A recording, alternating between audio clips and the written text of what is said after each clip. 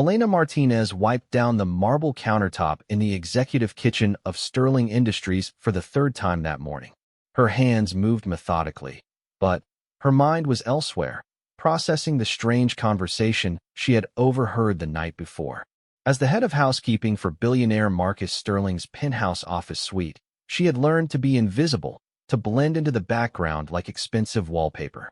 But sometimes, being invisible meant seeing things others wished remained hidden. The 60-floor glass tower in downtown Manhattan housed Sterling Industries, a global conglomerate that Marcus had built from a small tech startup into an empire worth over $50 billion. Elena had worked here for 3 years, ever since she had immigrated from Colombia with her teenage daughter Sophia. The job paid well enough to afford a small apartment in Queens and Sophia's college tuition, but, more importantly, it had given Elena something she had never expected: a front-row seat to the complex world of high-stakes business. Marcus Sterling was not what Elena had expected when she first took the job. The media portrayed him as a ruthless corporate shark, a man who devoured smaller companies for breakfast and showed no mercy to competitors. In reality, the 42-year-old CEO was surprisingly humble and kind to his staff. He remembered Elena's name after their first meeting, always asked about Sophia's studies, and never made her feel less than human despite the vast difference in their social status. He worked 18-hour days, survived on coffee and whatever meals Elena prepared for his business meetings, and carried the weight of thousands of employees' livelihoods on his shoulders. Which was why the conversation Elena had accidentally overheard while cleaning the adjacent conference room had troubled her so deeply. She had been replacing the water pitchers when she heard Marcus's voice through the slightly open door. He was speaking with someone Elena didn't recognize, a man with a thick European accent who seemed to be pressuring Marcus about something urgent. The stranger kept mentioning a deadline, a deal that had to be completed within the week, and consequences that would be most unfortunate if Marcus failed to comply. "You understand the position you're in, Mr. Sterling," the stranger had said, his voice carrying an undertone of menace that made Elena's skin crawl. "Your company's expansion into the European markets depends entirely on our cooperation. Without our backing, you'll find doors closing very quickly." Marcus's response had been measured but tense.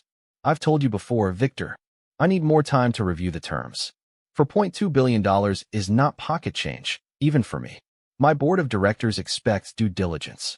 Your board of directors will not be the ones facing consequences if this deal falls through," Victor had replied coldly. "We have been very patient, but patience has its limits.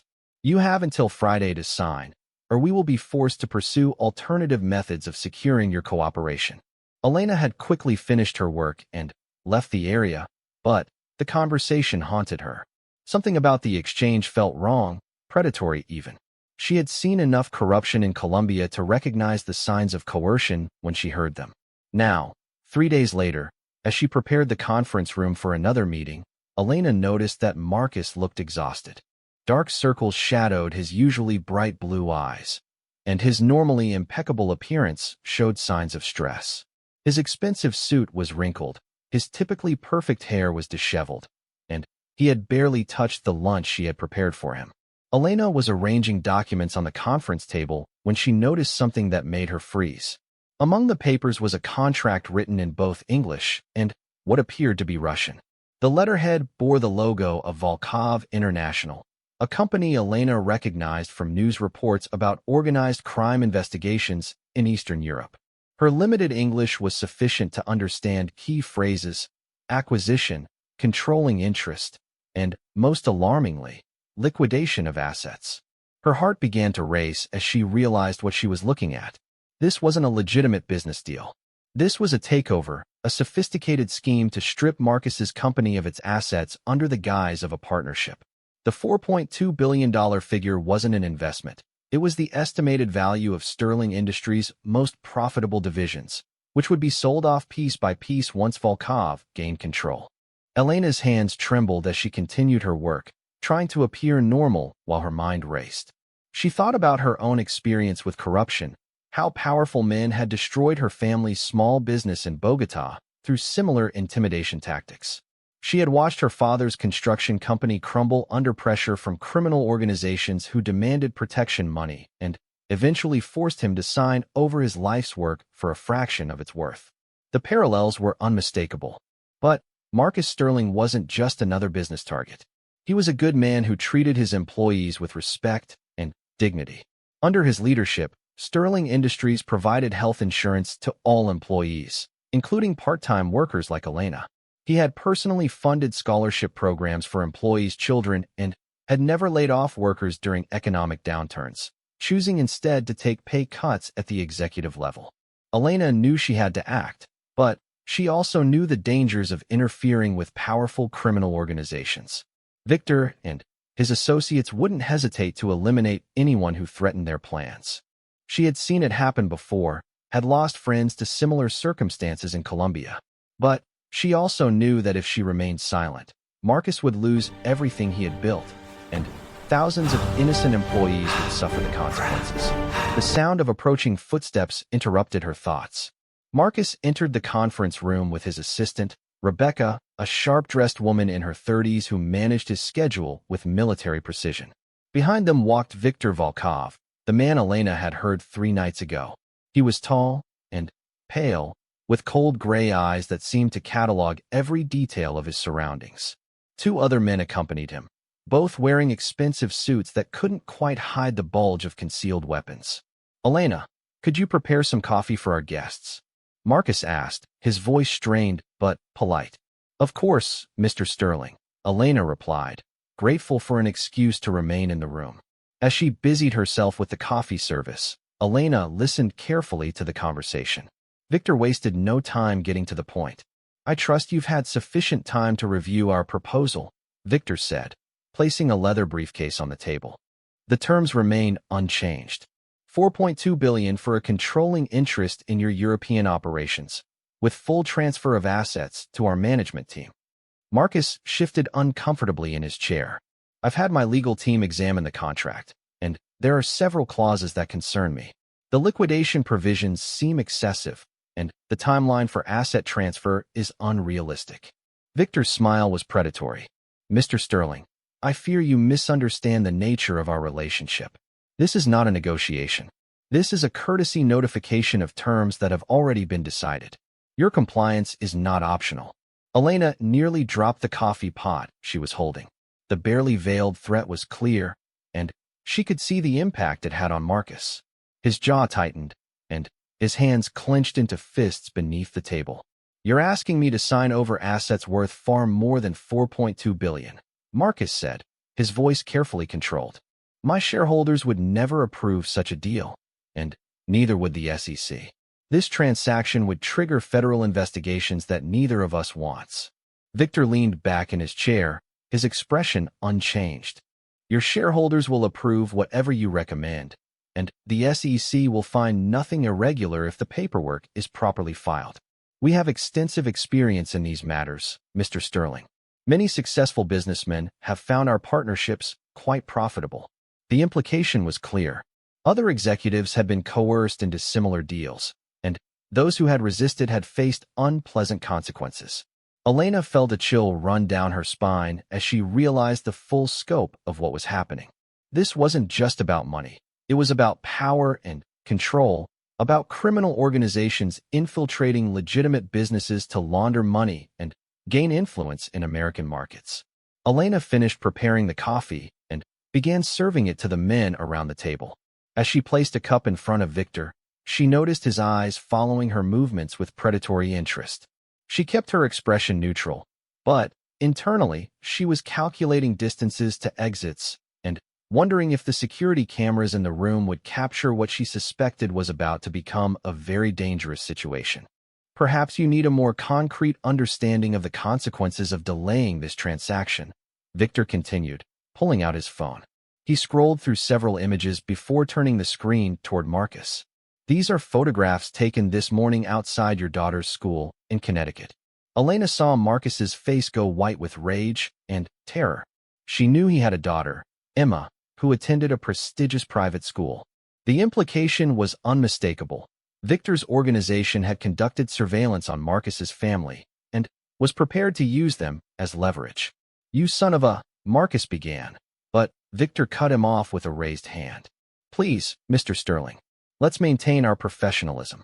Your daughter is a beautiful young woman. It would be tragic if something were to happen to her because of her father's stubbornness.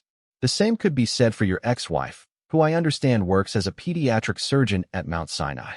Such demanding work, requiring steady hands and sharp focus.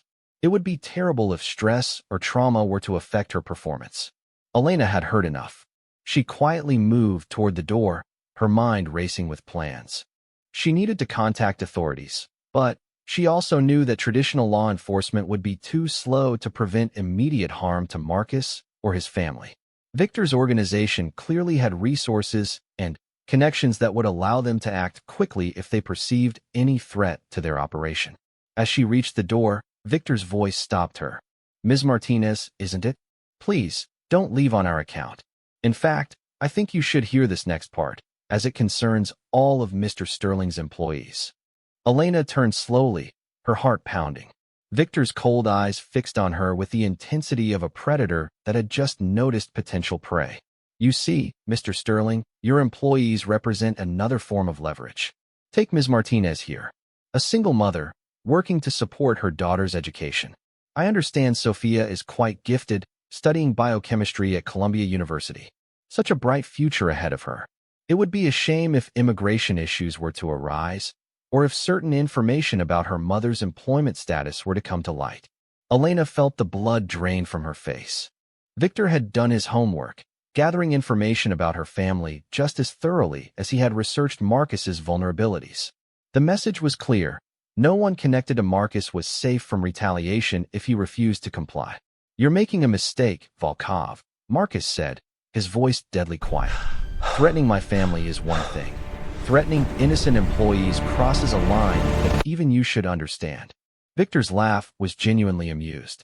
"Mr. Sterling, you still don't understand the situation. There are no lines that we won't cross to protect our investments. We have spent considerable time and resources positioning ourselves for this acquisition. Your company represents a gateway to American markets that we intend to exploit fully. Your cooperation makes this process smoother, but it is not essential. We can achieve our goals with or without your consent." The room fell silent except for the quiet hum of the air conditioning system. Elena realized that she was witnessing the moment when Marcus would be forced to choose between his life's work and the safety of everyone he cared about. She also realized that she might be the only person in a position to help him, despite the enormous risks involved. Victor opened his briefcase and removed a thick document. "The signing ceremony has been scheduled for tomorrow evening at the Meridian Hotel. A celebration of our new partnership with selected members of the press in attendance.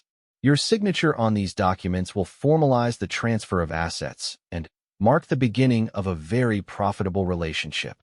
He slid the contract across the table to Marcus, along with an expensive pen. "I suggest you use the next 24 hours to prepare your public statement about this exciting new venture. Your shareholders will be pleased to learn about the expansion opportunities this partnership will provide." Elena watched as Marcus stared at the documents without touching them. She could see the war being fought behind his eyes, the calculation of impossible choices and unacceptable compromises. She knew that look because she had worn it herself when criminal organizations had destroyed her family's livelihood in Colombia. The feeling of helplessness was overwhelming, the sense that no matter what choice you made, you would lose something precious. But Elena had learned something in the years since her family's business had been destroyed. Sometimes the only way to fight overwhelming power was through unexpected channels, using advantages that your enemies didn't know you possessed.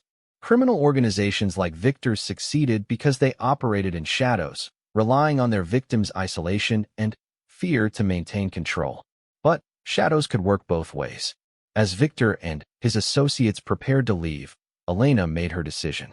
She would not stand by and watch another good person be destroyed by the same kind of predatory criminals who had devastated her own life.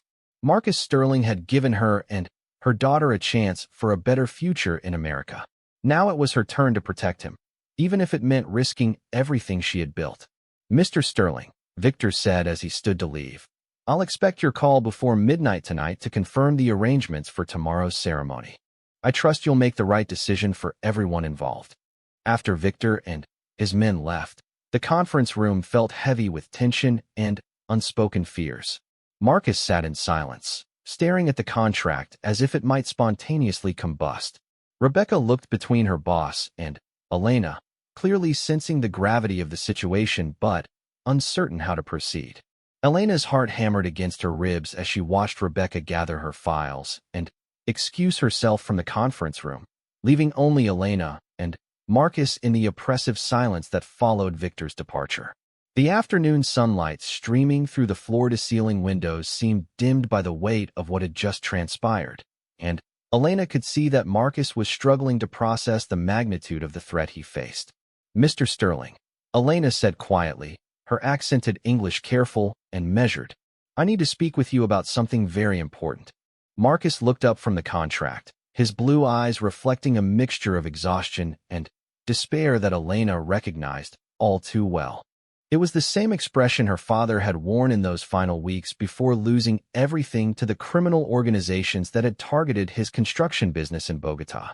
"Elena, I appreciate your concern, but this is a complex business matter that—" "No, sir," Elena interrupted, something she had never done in 3 years of employment. "This is not business. This is extortion, and I know because I have seen it before." Marcus's attention sharpened, and Elena realized she had crossed a threshold from which there was no return. She was no longer just the invisible cleaning woman. She was a witness, a participant, and potentially a target.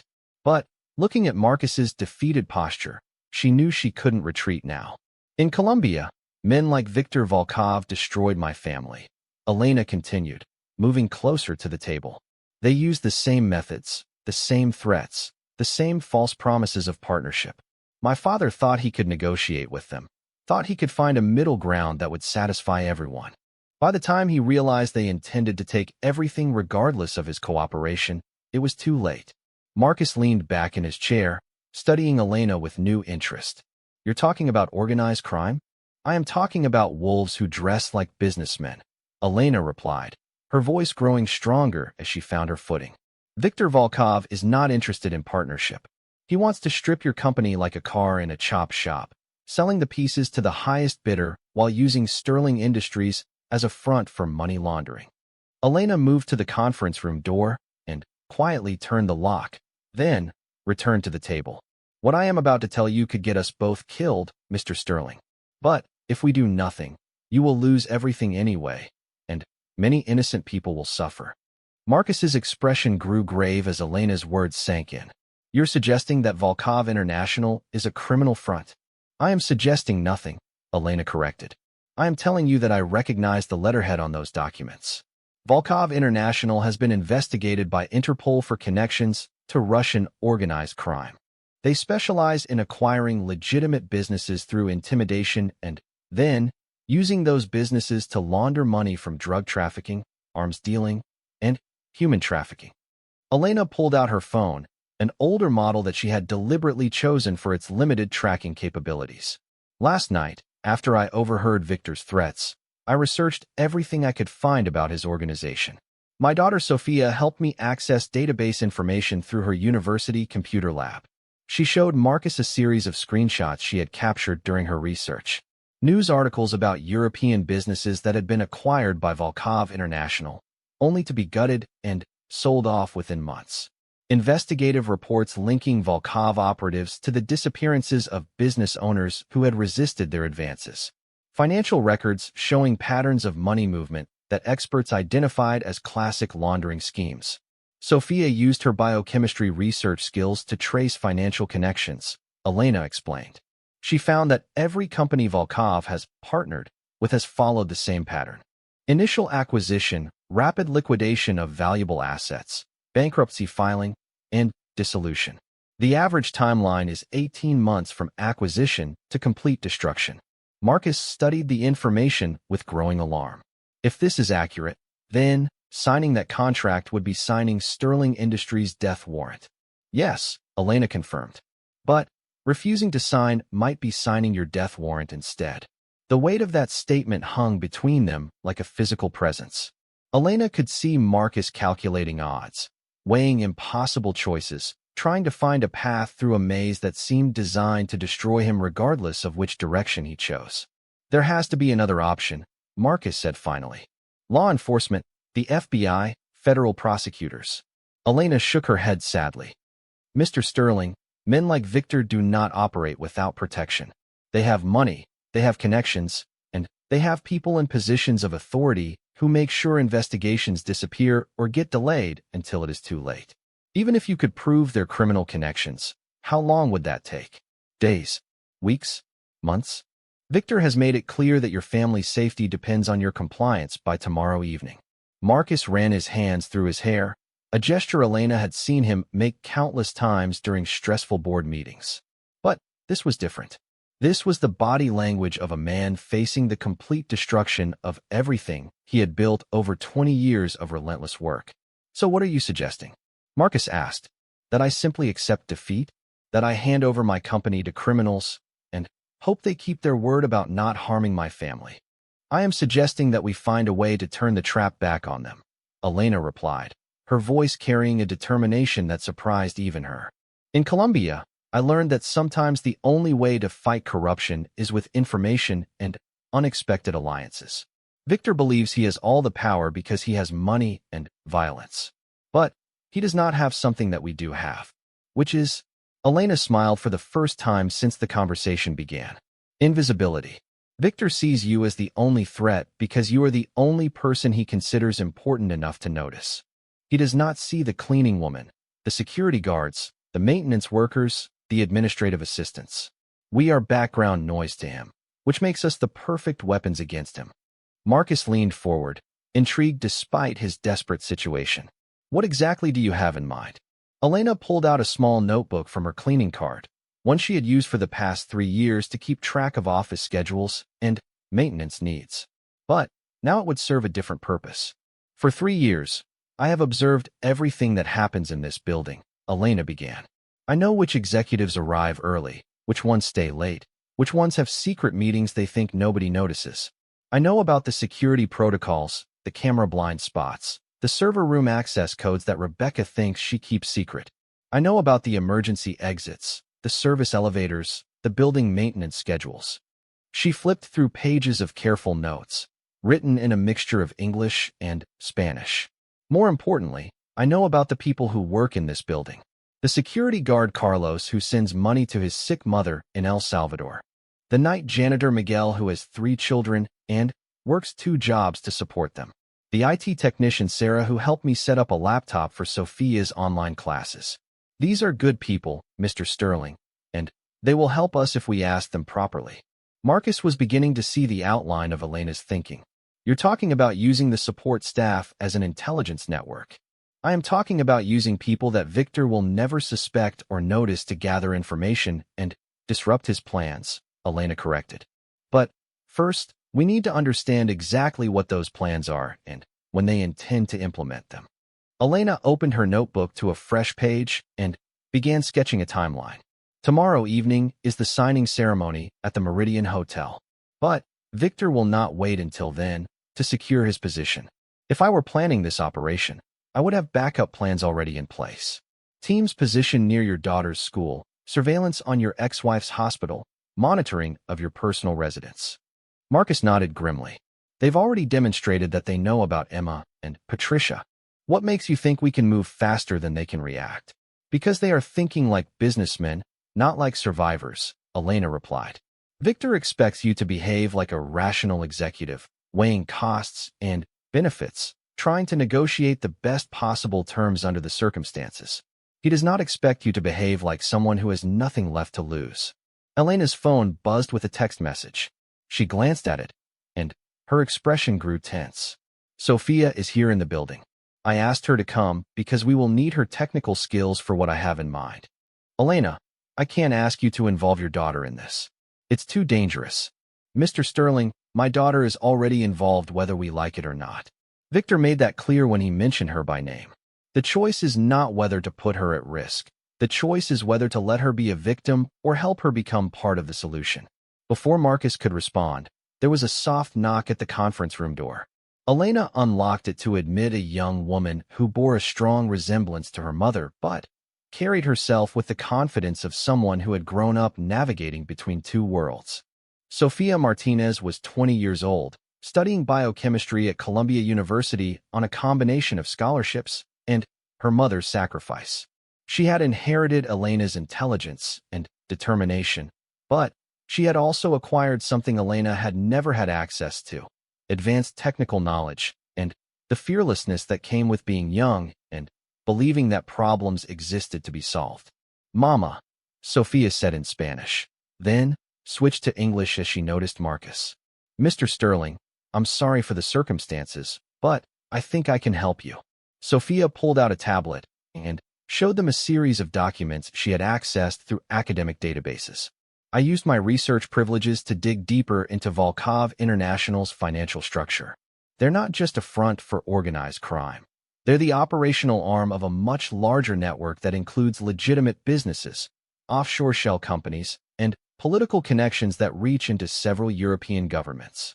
She swiped through financial charts and organizational diagrams. The pattern is always the same. They target companies with specific characteristics: strong cash flow, minimal debt, valuable intellectual property, and limited international regulatory oversight. Sterling Industries fits their profile perfectly because your European expansion plans create legal frameworks they can exploit. Marcus studied the information with growing understanding. "You're saying they've been planning this acquisition for months, maybe years?" "Longer than that," Sofia confirmed. "I found preliminary research reports dating back 2 years. They've been studying your company's vulnerabilities, mapping your personal relationships, identifying pressure points they could exploit. The timeline acceleration suggests something has forced them to move faster than originally planned." Elena felt a chill as she realized the implications. They are under pressure from someone above them. This is not just about money. This is about meeting obligations to even more dangerous people. Sofia nodded. "Which means they can't afford to fail. If Mr. Sterling refuses to sign tomorrow, they won't just walk away and find another target. They'll escalate to whatever level of violence is necessary to secure compliance."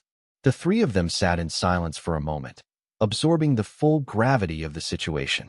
Victor wasn't just a criminal opportunist. He was an intermediary working for an organization that had invested significant resources in acquiring Sterling Industries. Failure would have consequences for Victor that he would do anything to avoid. "So what do we do?" Marcus asked quietly. Elena looked at her daughter, seeing the same determination in Sofia's eyes that had carried them both from Columbia to New York, from poverty to possibility. "We do what survivors do, Mr. Sterling.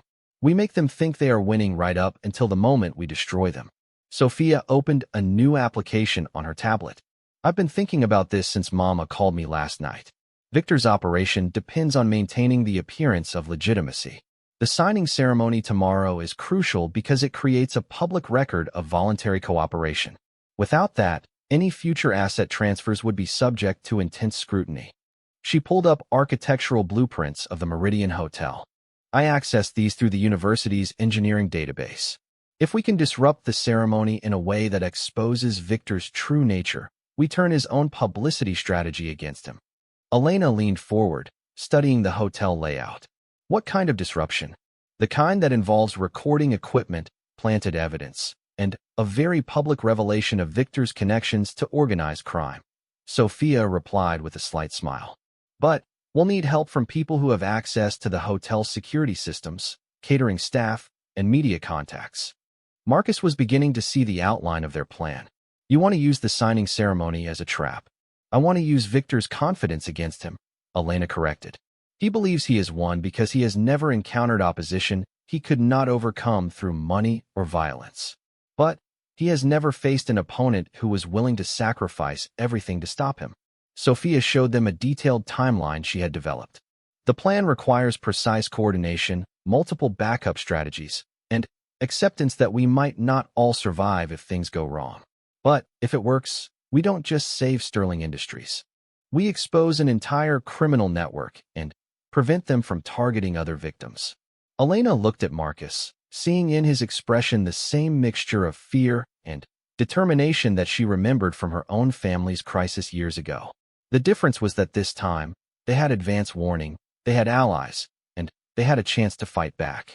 "Mr. Sterling," Elena said formally, "I am prepared to risk everything to stop these people. But I need to know that you are willing to do the same.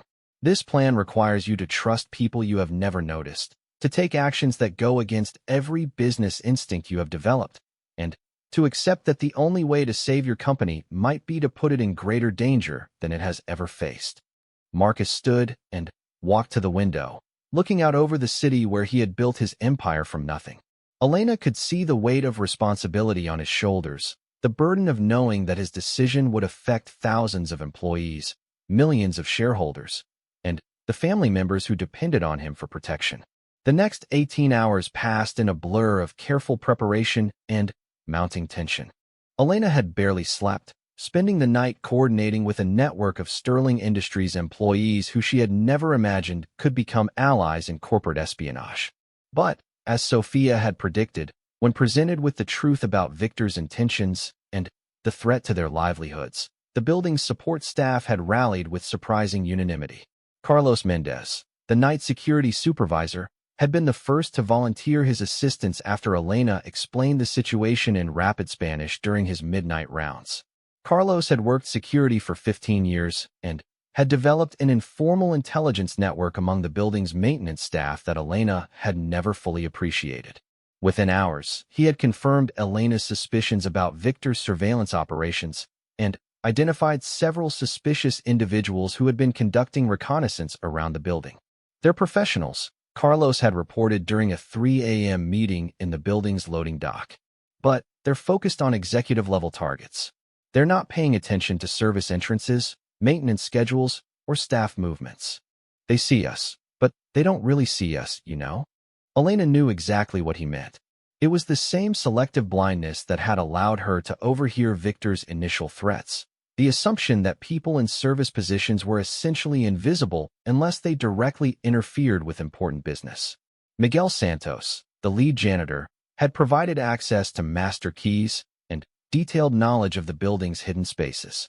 Sarah Chun from IT had quietly installed monitoring software that would allow them to track Victor's communications if he used the building's wireless networks. Even Rebecca, Marcus's assistant, had joined their conspiracy after Marcus explained the situation and asked for her help. "This is insane," Rebecca had said when Marcus outlined Elena's plan. "You're talking about deliberately provoking dangerous criminals based on the advice of your housekeeping staff. I'm talking about trusting people who have more experience with this kind of threat than I do," Marcus had replied. "Elena's family survived organized crime in Colombia. Sophia has technical skills that my IT department lacks. Carlos has security knowledge that my corporate protection team never learned. Sometimes expertise comes from unexpected places." Rebecca had eventually agreed to help, primarily because she recognized that conventional approaches had already failed. Law enforcement couldn't act without evidence that would take weeks to gather. Corporate lawyers were useless against organizations that operated outside legal frameworks. Traditional security measures were ineffective against enemies who had already demonstrated their ability to conduct surveillance on Marcus's family. Besides, Marcus had added with grim humor, "Elena's right about one thing. Victor doesn't expect resistance from people he considers beneath his notice. That gives us an advantage we can't get any other way." Now, as the afternoon of the signing ceremony approached, Elena felt the familiar mixture of terror and determination that she remembered from her family's final confrontation with Colombian criminals. The difference was that this time, they were going on the offensive instead of simply trying to survive. Sophia had spent the morning at the Meridian Hotel, posing as a journalism student conducting research for a paper on corporate event management. Her youthful appearance and university credentials had gained her access to areas of the hotel that would be crucial for their plan. She had mapped security camera locations, identified service corridors, and established communication protocols with hotel staff who had agreed to assist them. "The key is timing," Sophia explained during their final planning session in Marcus's office. "Victor's team will arrive early to secure the venue and check for threats. But they'll be looking for traditional security risks, armed attackers, planted explosives, law enforcement surveillance. They won't be prepared for the kind of information warfare we're planning. Elena reviewed their strategy one final time, checking each element for potential failures. The plan depended on multiple simultaneous actions that would create a cascade of exposure for Victor's organization. If any single element failed, the entire operation could collapse, leaving them all vulnerable to retaliation. Phase 1 begins when Victor arrives at the hotel, Elena said, consulting her notes. Carlos and his security team will be monitoring all entrances, tracking the arrival of Victor's associates, and identifying any backup personnel they've positioned around the building. Marcus nodded, still struggling to accept that his fate depended on the coordination of people he had barely noticed during 3 years of working in the same building. What about my family? If this goes wrong, Emma and Patricia are completely exposed. Already handled, Sophia replied, showing him a text message exchange. My friend David is a graduate student in security studies at Georgetown. He coordinated with your ex-wife's hospital security to provide additional protection for Dr. Sterling. Emma's school has also been notified about potential threats, and they've activated their emergency protocols. The advantage, Elena added, is that Victor cannot escalate against your family without revealing his criminal nature prematurely. As long as he believes you intend to sign the contract, he has incentives to maintain the facade of legitimate business. Rebecca entered the office carrying a garment bag and a briefcase. The wire equipment is ready, she announced, seeming surprised by her own involvement in what amounted to corporate counterespionage. Sophia's friend at the university film department provided recording equipment that's virtually undetectable when properly concealed. Elena accepted the equipment with practiced efficiency. Her years of working invisibly in corporate environments had taught her how to move through spaces without attracting attention, how to be present without being noticed. Today, those skills would serve a different purpose. Remember, Sophia warned, the recording equipment only works if Victor can be prompted to discuss his real intentions. He's too experienced to confess to criminal activity unless he believes he's in complete control of the situation. Marcus straightened his tie, preparing for what would either be the most important performance of his career or the last public appearance of his life. How do we make him comfortable enough to reveal his true plans? By giving him everything he thinks he wants, Elena replied. You're going to sign the contract, Mr. Sterling. You're going to appear completely defeated, grateful for his mercy, eager to cooperate with his organization's expansion plans. You're going to make him so confident in his victory that he starts discussing future operations. The irony was not lost on any of them. To defeat Victor's deception, they would have to outdeceive a master manipulator. Elena would play the role of the invisible servant. Sophia would masquerade as a curious journalism student, and Marcus would perform as the broken executive who had surrendered to superior force. What if he doesn't take the bait? Marcus asked. What if he's too cautious to discuss anything beyond the immediate contract signing? Elena smiled with the confidence of someone who had studied her enemy carefully. Viktor Volkov is a predator, Mr. Sterling, and predators cannot resist the opportunity to intimidate their prey once they believe victory is assured.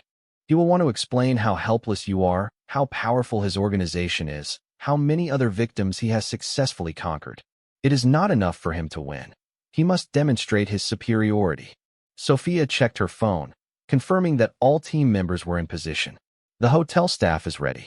The recording equipment is tested and functional. Carlos has confirmed that Victor's security team is using standard counter-surveillance protocols, which means they're not prepared for the kind of distributed monitoring we've established. Elena gathered her cleaning supplies, the same cart, and equipment she had used for 3 years of invisible service. But today, the supplies concealed recording devices, communication equipment, and evidence packets that could destroy Victor's organization if properly deployed. There's one more thing, Elena said, her voice carrying a gravity that made both Marcus and Sophia pause. If this plan fails, if Victor discovers what we're attempting, you must be prepared to run immediately. Do not try to protect me or Sophia.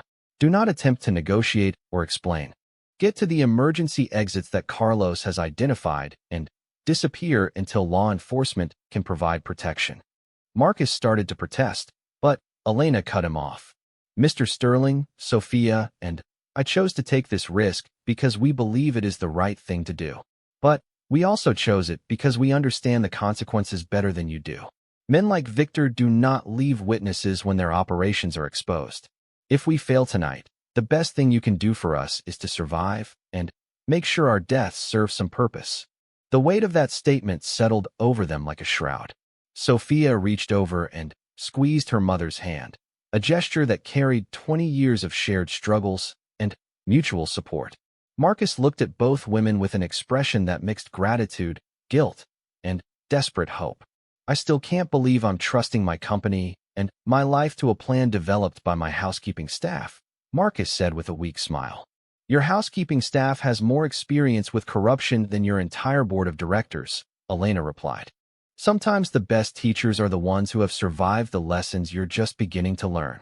As they prepared to leave for the Meridian Hotel, Elena reflected on the strange turns her life had taken. 3 years ago, she had been a refugee seeking only survival and opportunity for her daughter. Today, she was the architect of an operation that could expose an international criminal conspiracy. The transformation seemed surreal, but it also felt inevitable. Some battles chose their fighters, and sometimes those fighters came from the most unexpected places. The elevator ride down to the Sterling Industries parking garage was conducted in silence. Each of them was absorbed in mental rehearsals of their roles, checking and rechecking the details that could mean the difference between success and catastrophe. Elena noticed that Marcus's hands were steady despite the magnitude of what they were about to attempt. She took this as a good sign. Fear was useful only if it enhanced performance rather than paralyzing decision-making. Carlos met them in the garage, having completed his reconnaissance of the route to the hotel. Victor's team has 3 vehicles positioned around the Meridian, he reported. Standard configuration for executive protection, but also ideal for rapid extraction if their operation is compromised. They're confident, but they're not careless. Sophia consulted her tablet one final time. All recording stations are active. Hotel security has been briefed on the cover story. Media contacts are standing by for immediate release of any evidence we gather.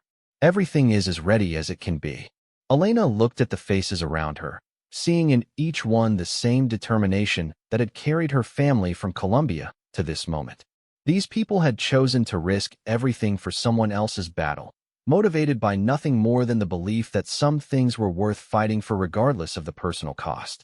Remember, Elena said as they prepared to separate for the final phase of their operation, Victor believes he has already won. That confidence will be his weakness, but only if we can maintain our performances until the moment of revelation. No matter what he says, no matter how he tries to intimidate or threaten, we stay in character until the trap is sprung. Marcus nodded, straightening his shoulders as he prepared to walk into what could be the most dangerous meeting of his life.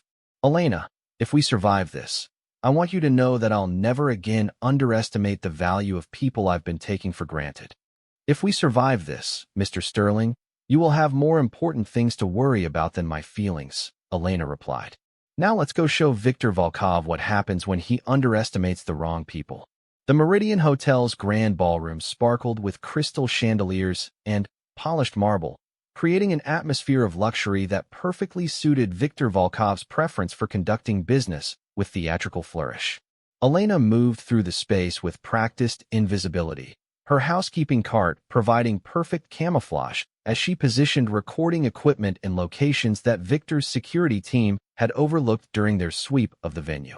The irony was not lost on her that she was using the same skills she had developed as Marcus's cleaning woman to plant surveillance devices that could bring down an international criminal organization.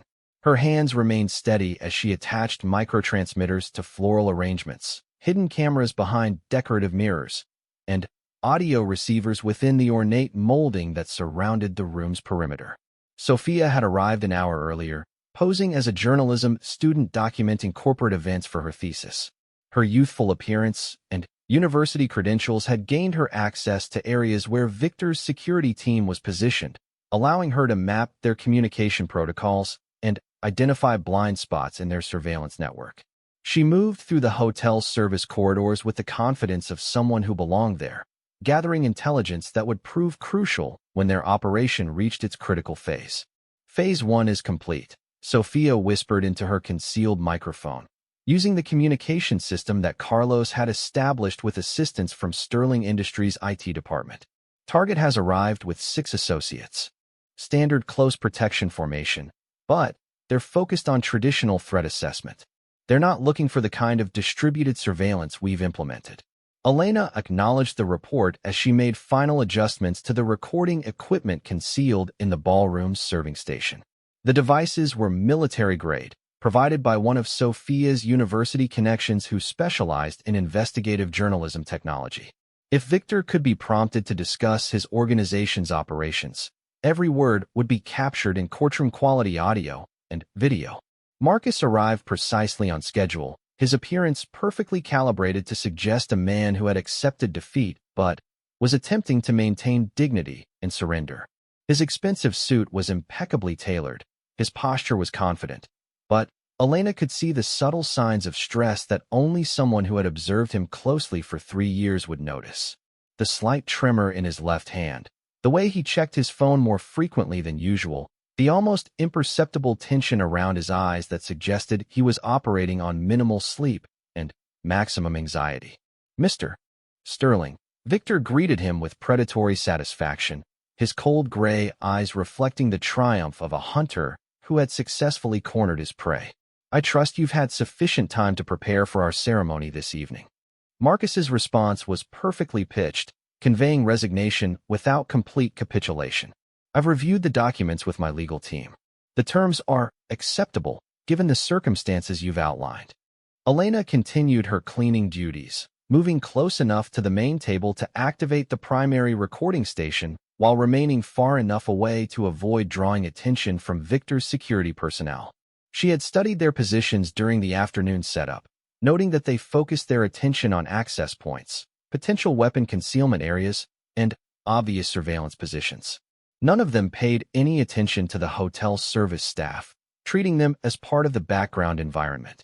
Victor's satisfaction was evident as he gestured for Marcus to join him at the signing table, which had been positioned to provide optimal camera angles for the media representatives who would document this historic partnership.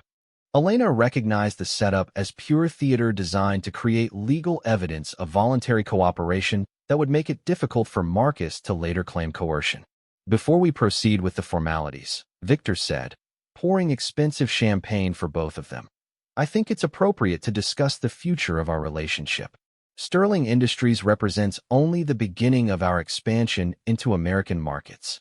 Elena felt her pulse quicken as she realized that Victor was already beginning to reveal information that went beyond the immediate contract signing. His confidence was making him careless, just as she had predicted. She discreetly adjusted the nearest recording device to ensure optimal audio capture while maintaining her appearance of routine cleaning duties. Our organization has invested considerable resources in identifying acquisition targets throughout the technology sector, Victor continued, his voice carrying the satisfaction of someone who enjoyed explaining his own cleverness. Your company's distribution networks, customer databases, and intellectual property portfolios will provide access to markets that have previously been closed to our operations. Marcus played his role perfectly, asking questions that encouraged Victor to elaborate while appearing to be seeking reassurance about his own survival in the new corporate structure. What kind of timeline are you envisioning for these expansions? Victor's smile was predatory as he consulted his phone, showing Marcus what appeared to be a detailed acquisition schedule.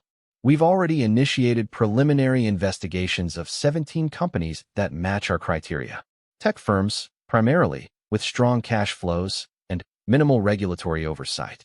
The beauty of the American system is that legitimate businesses can be used to launder enormous amounts of capital while generating substantial profits through normal operations. Elena's hands nearly trembled with excitement as she realized that Victor was not just confessing to the Sterling Industries extortion. He was describing an entire criminal enterprise that targeted American technology companies for money laundering operations. The recording equipment was capturing evidence that could expose a conspiracy worth billions of dollars. Sophia's voice crackled through Elena's earpiece. Hotel security confirms that federal agents are positioned in the lobby. Rebecca's contact at the FBI came through. They're waiting for our signal to move in. Elena acknowledged the information while maintaining her cleaning routine. The presence of federal agents added both opportunity and danger to their operation. If they could gather sufficient evidence before Victor became suspicious, law enforcement could act immediately to arrest his entire team. But if Victor detected the surveillance or became suspicious of the setup, his security personnel were armed and positioned to facilitate a rapid escape. "I'm curious about your previous acquisitions," Marcus said, his voice carrying just the right mixture of defeated acceptance and morbid fascination. "How many other executives have found themselves in situations similar to mine?" Victor's laugh was genuinely amused. "More than you might imagine, Mr. Sterling. The beauty of our approach is that most targets never realize they're being hunted until it's far too late to resist. We've successfully acquired controlling interests in 43 companies over the past 5 years, generating over $8 billion in process capital."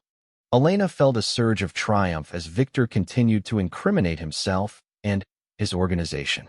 The recording equipment was capturing not just confessions to specific crimes, but detailed intelligence about a massive international money laundering operation that had been targeting American businesses for years. "Of course," Victor continued, warming to his topic as the champagne lowered his usual caution, "success at this scale requires certain accommodations with regulatory authorities. We've found that American officials can be quite reasonable when presented with the proper incentives." Marcus maintained his expression of defeated interest while internally celebrating the fact that Victor was now confessing to bribing federal officials. "What kind of incentives?"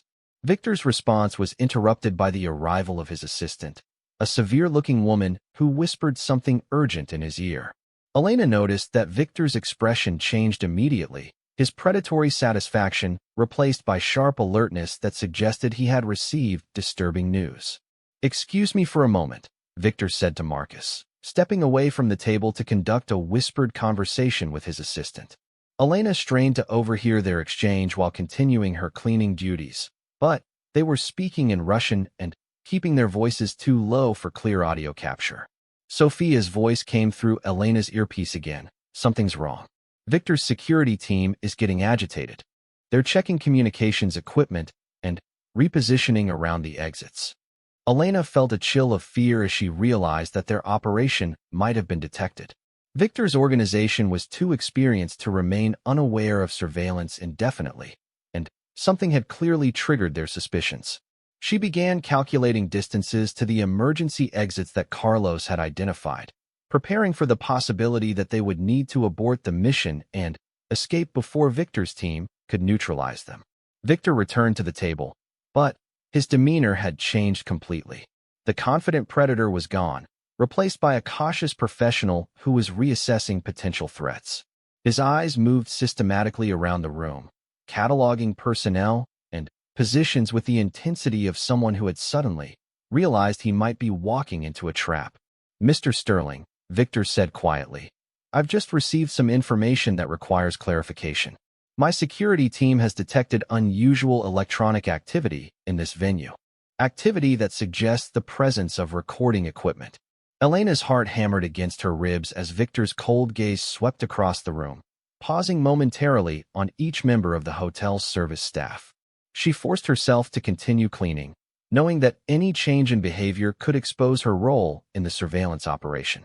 "I'm not sure I understand," Marcus replied, his voice carrying just enough confusion to seem genuine. "Recording equipment for what purpose?" Victor's smile was now purely menacing. "For the purpose of gathering evidence that could be used against my organization, Mr. Sterling. Evidence that would suggest our business relationship is something other than a voluntary partnership between legitimate companies."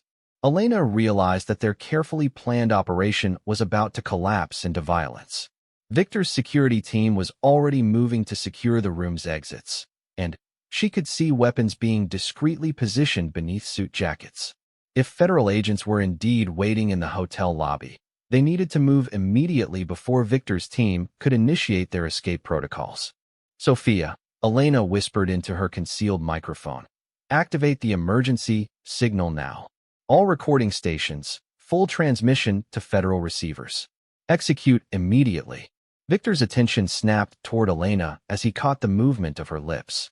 His expression shifted from suspicion to certainty as he realized that the invisible cleaning woman was not what she appeared to be. "Well," Victor said softly, his hand moving toward his concealed weapon, "it appears that Mr. Sterling has been less than honest about his willingness to cooperate. And it appears that his domestic staff has been far more observant than we assumed." Elena straightened slowly, knowing that the next few seconds would determine whether their operation ended in triumph or tragedy. Around the room, Victor's security team was preparing to implement whatever contingency plans they had developed for exactly this scenario. Federal agents might be positioned in the lobby, but they would need time to reach the ballroom, time that Elena and her allies might not have. "Mr. Volkov," Elena said quietly, her accented English carrying a calmness that surprised even her. "You have made one very serious mistake in your planning."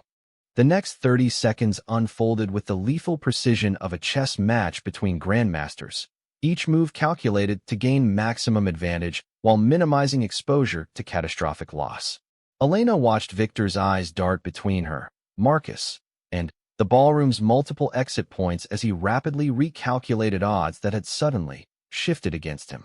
The approaching sirens grew louder, but Elena knew that federal agents would need at least 2 minutes to reach the ballroom, time that Victor's experienced security team could use to eliminate witnesses and escape through predetermined routes. Victor's weapon was now fully visible, though he maintained the professional discipline to avoid creating obvious evidence of criminal intent until he had assessed all available options. His security team had positioned themselves to control access points, but Elena could see uncertainty in their movements as they tried to determine whether they were facing law enforcement, corporate security, or some combination of threats they hadn't anticipated. "Ms. Martinez," Victor said with deadly calm, "you have approximately 90 seconds to explain how we can resolve this situation in a manner that ensures everyone's continued health and safety." Elena felt the weight of 3 years' worth of careful observation and calculated invisibility as she prepared to reveal the full scope of what she and her allies had accomplished. "Mr. Volkov, the situation has already been resolved. The question is whether you understand what has happened quickly enough to make intelligent decisions about your next actions." Sophia's voice crackled through Elena's earpiece, audible only to her. "All recording stations are transmitting to federal receivers. Evidence packages have been uploaded to multiple secure servers. FBI tactical teams are entering the building through service entrances. Hotel security has isolated all exit points." Elena looked directly at Victor, her expression carrying the calm confidence of someone who had already won a contest that her opponent was just beginning to understand. "For the past 18 hours, every communication your organization has made in connection with this operation has been monitored and recorded. Every financial transaction related to the Sterling Industries acquisition has been traced and documented. Every threat you have made against Mr. Sterling and his family has been captured in courtroom-quality audio and video." Victor's expression shifted from cautious alertness to genuine alarm as Elena's words sank in. "That's impossible. My security team conducted thorough sweeps of this venue. We monitored all electronic communications in the area." "You monitored communications that you expected to find," Elena corrected. "But you never considered the possibility that your targets would use resources you didn't know existed. University research networks, international academic databases, immigrant community intelligence networks that have been operating under your radar for years." Marcus stepped forward, his earlier performance of defeated submission replaced by the confident bearing of a man who had just realized he held winning cards in a game he had thought was lost. "Victor, you made the same mistake that every bully makes. You assumed that your victims would remain isolated and helpless. You never considered the possibility that we might have resources you couldn't see or understand." Sophia emerged from behind a decorative pillar where she had been monitoring federal communications through her concealed equipment. Her youthful appearance now seemed like deliberate camouflage for someone who had orchestrated a complex intelligence operation that had caught professional criminals completely off guard. "Mr. Volkov," Sophia said with academic precision, "you should know that your organization's financial records have been completely penetrated. The 43 companies you mentioned, the $8 billion in processed capital, the bribery of federal officials, everything has been documented transmitted to appropriate authorities. Victor's security team was now openly displaying weapons, but Elena could see confusion in their positioning. They were professionals trained to deal with traditional threats, but they had never encountered an adversary who had used academic resources, immigrant networks, and service industry intelligence to penetrate their operations.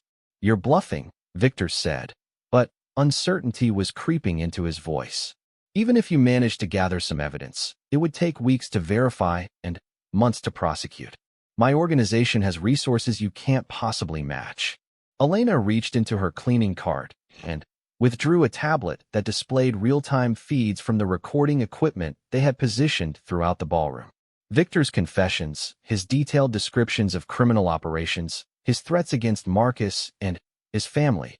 Everything was being broadcast live to federal investigators who were already moving to arrest his associates in other locations. "Mr. Volkov," Elena said quietly, "your organization's resources are indeed impressive, but they are designed to operate in shadows, to exploit the isolation and fear of individual targets. You never prepared for the possibility that your victims would turn your own methods against you." The ballroom's main doors burst open as federal agents in tactical gear flooded into the space, weapons drawn, and commands shouted in the crisp, professional tone of law enforcement officers who had been thoroughly briefed on the situation they were entering. Victor's security team found themselves surrounded before they could implement any escape plan, their weapons quickly becoming liabilities rather than assets. "Victor Volkov, you are under arrest for extortion, money laundering, conspiracy to commit racketeering, and threatening a federal witness," announced the lead FBI agent, a stern woman in her 40s who approached Victor with the confidence of someone who had been listening to his recorded confessions for the past 30 minutes. As federal agents secured Victor's team and began processing what would become one of the largest organized crime arrests in recent history, Elena felt a mixture of exhaustion and disbelief. The plan that had seemed impossible 18 hours ago had succeeded beyond their most optimistic projections. Not only had they saved Sterling Industries from criminal takeover, but they had exposed an entire international money laundering network that had been operating undetected for years. Marcus approached Elena with an expression that mixed gratitude, admiration, and profound respect. "Elena, I don't know how to thank you. You've saved not just my company, but probably dozens of other businesses that were targeted by Victor's organization." Elena looked around the ballroom, seeing federal agents carefully documenting evidence while Victor and his associates were processed for immediate transport to federal detention facilities. The crystal chandeliers and marble floors that had been chosen to showcase Victor's triumph were now the backdrop for his complete defeat. "Mr. Sterling," Elena replied, "you do not need to thank me. You need to understand what this experience should teach you about the people who work in your building, the communities that support your business, and the resources that exist in places you have never thought to look." Sophia joined them, her tablet displaying news alerts that were already beginning to report the arrest of suspected organized crime figures in a luxury Manhattan hotel. The story would dominate business news for weeks, but Elena knew that the real impact would be felt in the communities where Victor's organization had operated with impunity for years. "The evidence we gathered will be sufficient to prosecute not just Victor's team, but the entire network of officials who accepted bribes to facilitate their operations," Sophia reported with satisfaction. "The FBI estimates that our investigation has prevented at least 20 additional business takeovers that were in various stages of planning." Rebecca approached the group, having maintained her cover as Marcus's assistant throughout the operation while coordinating with federal investigators. "The media response is already overwhelming. Sterling Industries' stock price has increased 12% since news of the arrests broke.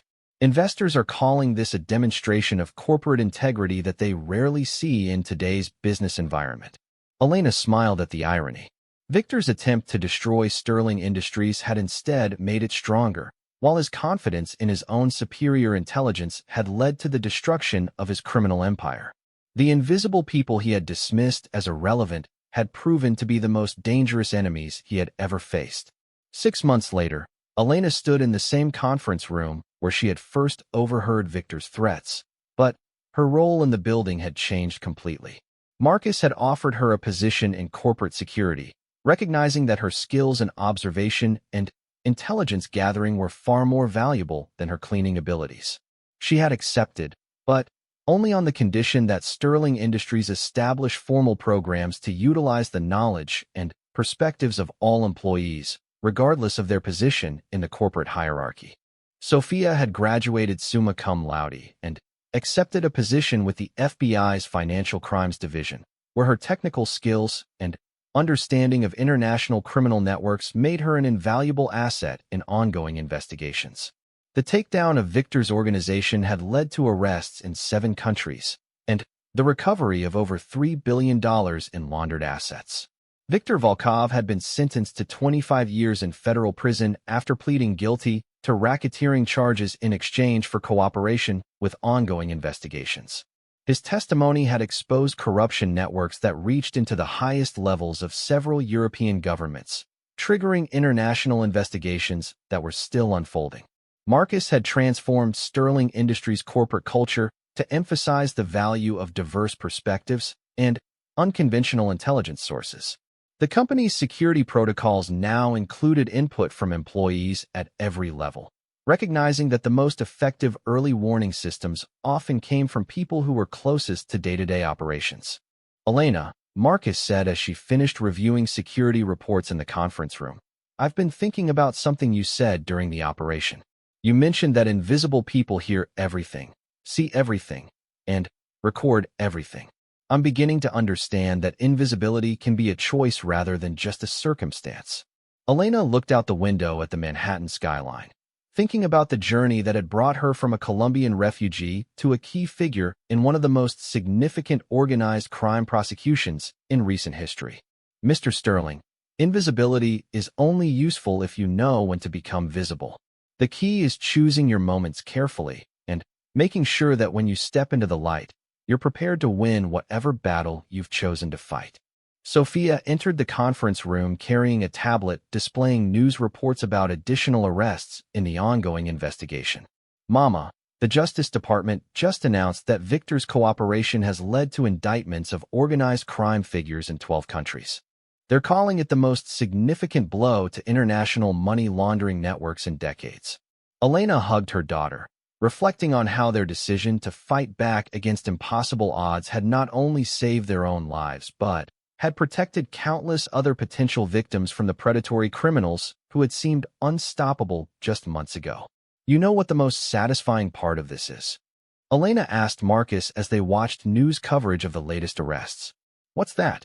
Elena smiled with the quiet satisfaction of someone who had discovered that courage and intelligence were more powerful than money and violence. "Victor spent years believing that people like me were too insignificant to matter, too powerless to fight back, too invisible to pose any real threat. He never understood that sometimes the most dangerous enemies are the ones you never see coming." Marcus nodded, understanding finally that the greatest assets of his company had always been the people he had barely noticed, the perspectives he had never solicited, and the experiences he had never valued. Victor's trap had indeed destroyed a $4.2 billion deal, but it had also revealed resources that were worth far more than money. The loyalty of people who were willing to risk everything for principles they believed in, and the power of communities that supported each other against overwhelming odds. Elena Martinez had saved Sterling Industries not because she was extraordinary, but because she had recognized that ordinary people could accomplish extraordinary things when they chose to fight for something larger than their own survival. The trap that Victor had set for Marcus had become the foundation of his own destruction, and the invisible woman who had served coffee and cleaned offices had emerged as the architect of one of the most significant victories against organized crime in recent memory. Sometimes the best traps were the ones that used an enemy's arrogance against them, and sometimes the most powerful weapons were carried by the people that predators never bothered to fear. Victor's gun was now visible, though not yet aimed directly at her. And what mistake would that be, Ms. Martinez? Elena smiled with the confidence of someone who had just realized that victory was within reach despite the immediate danger. "You assumed that people like me would remain invisible even when we decided to fight back. But invisible people hear everything, see everything, and record everything. And sometimes, invisible people have friends in very unexpected places. The sound of approaching sirens began to echo through the hotel's elegant corridors, growing louder with each passing second. Victor's expression shifted from confidence to alarm as he realized that his carefully planned operation had been compromised by the people he had dismissed as beneath his notice. The trap he had set for Marcus Sterling was about to close around Viktor Volkov instead, and the bait that would destroy him had been prepared by a Colombian cleaning woman who had learned that sometimes the best revenge was served by those who had been underestimated for far too long. The final phase of their operation was about to begin, and Elena Martinez was no longer invisible. As they left the garage in separate vehicles, Elena felt the familiar calm that preceded moments of maximum danger. She had felt it before, during the final confrontation that had cost her family everything but had also taught her that survival sometimes required risking everything you had left to lose. Tonight, Viktor Volkov would learn that some traps were more dangerous than others, and that the most effective weapons were often carried by the most unlikely warriors. The signing ceremony at the Meridian Hotel would indeed mark the end of Sterling Industries as Victor knew it, but not in the way he expected. The hunt was about to begin, and for the first time since this nightmare started, Elena Martinez was no longer the prey. When he turned back to face Elena and Sophia, his expression had changed. The defeated executive was gone, replaced by the determined entrepreneur who had built Sterling Industries through intelligence, persistence, and calculated risk-taking.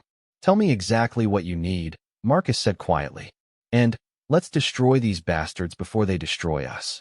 Elena smiled, recognizing the transformation she had hoped to see. The trap Victor had set was about to become the foundation of his own destruction, and the invisible people he had dismissed as irrelevant were about to demonstrate the power of those who had nothing left to lose. The real battle for Sterling Industries was about to begin. Elena knew this was her moment. She had to act quickly before Victor's surveillance network detected any unusual activity. She also had to convince Marcus to trust her, despite the vast differences in their backgrounds and social status. It would be the most important conversation of her life, and possibly the last if Victor's organization discovered her involvement. Taking a deep breath, Elena approached the table where Marcus sat lost in thought. She had cleaned these rooms for 3 years, invisible and unremarkable. But today, she would step out of the shadows and become something she had never imagined. The only thing standing between a good man and total destruction. The fight for Sterling Industries was about to begin, and it would be waged not in boardrooms or courthouses, but in the hidden spaces where power truly operated. Elena Martinez, a Colombian Maid with a high school education and an intimate knowledge of how corruption worked, was about to take on one of the most dangerous criminal organizations in the world. She just hoped she would live long enough to see the outcome.